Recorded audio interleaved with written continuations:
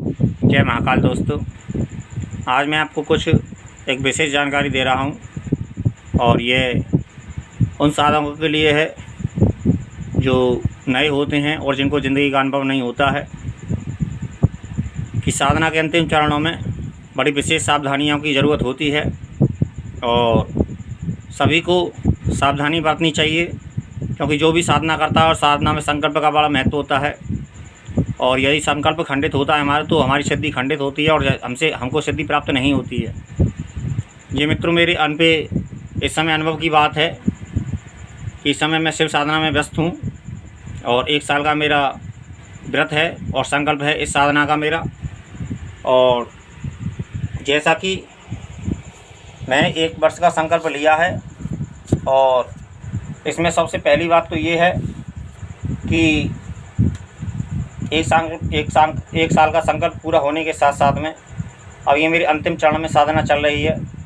और इस समय जो मुझे अनुभव हो रहा है, 10वां महीना मेरा पूरा हुआ है और 11वां महीना चल रहा है। और 11वां महीने चलने के बाद में मुझे यह महसूस होता है कि मेरी इंद्रियां बेकाबू हो रही हैं। यह मुझे जब से मेरा 10वां महीना समाप्त हुआ है और 11वां महीना लगा है, तब से मैं ये अनुभव कर रहा हूँ प्रतिदिन कि कहीं ना कहीं मेरी इंद्रियां व्याकुल हो रही हैं और छटपटा रही हैं। अपना जो कुछ भी व्यक्ति साधक जो नॉर्मल जीवन में करता है, वही मेरी करने की इच्छाएं, मन को मैं कंट्रोल करता हूं, क्योंकि मैं अनुभव रखता हूं, इसलिए मैं मन को कंट्रोल कर पाता हूं। लेकिन जो लोग अनुभव नहीं रखते हैं जीवन में अपना, और अनुभव ना रखने के कारण अपने अंतिम चरणों में साधना को भंग कर बैठते हैं। क्योंकि मैंने ऐसा पहले मेरे साथ भी हुआ है। लेकिन जब से मैंने सोचा है, समझा है और ठीक तरीके से साधना का संकल्प को समझा है और विधानों को समझा है, तो मैं इन चीज़ों को, इन बातों से, अनुभव से कह पा रहा हूँ कि साधना के अंतिम चरणों में विशेष सावधानियों की आवश्यकता होती है। लोग का ये कहते हैं कि विघ्न आ जाते हैं और ये दोषी होता है और वो दोषी होता है, इसमें ऐसी कोई बात नहीं। और हो सकता है, क्योंकि मैं तो शिव जी साधना करता हूँ, तो शिव जी की साधना में तो खैर ऐसा मुझे कोई ऐसा विघ्न नहीं लगता।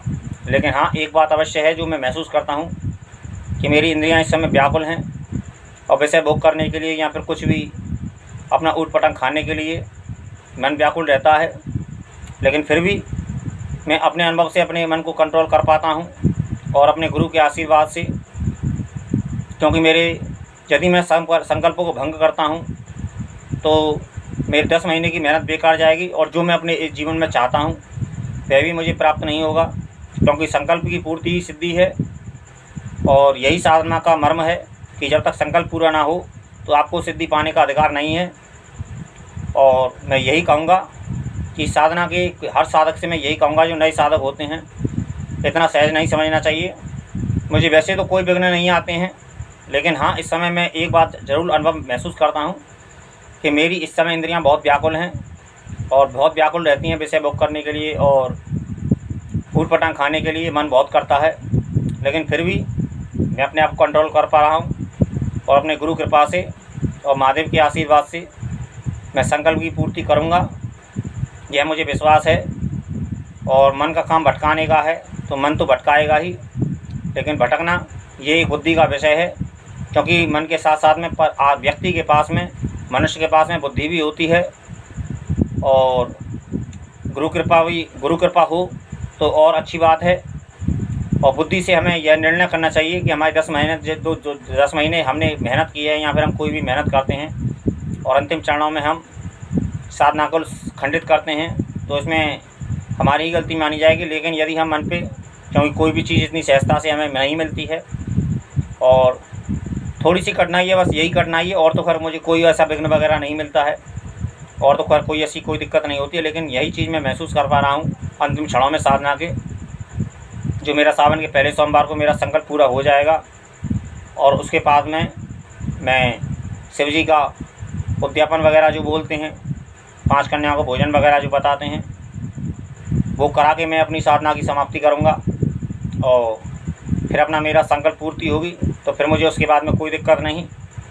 तो यही मैं कहूँगा साधकों से कि साधना काल के अंतिम चरणों में विशेष सावधानी रखें।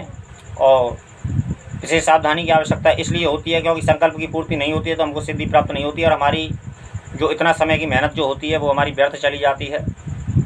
और मैं यही कहूँगा कि साधना के अंतिम क्षणों में विशेष सावधानी बरतें और आप सभी सुखी रहें और सिद्धि पाएँ और साधनाएँ करें और भगवान का स्मरण करते रहें और भगवान का नाम जप करते रहें और गुरु का नाम जप करते रहें, गुरु मंत्र का, और आप साधनाओं में सफलता प्राप्त करें। तो मैं यही कहता हूँ, जय महाकाल, हर हर महादेव।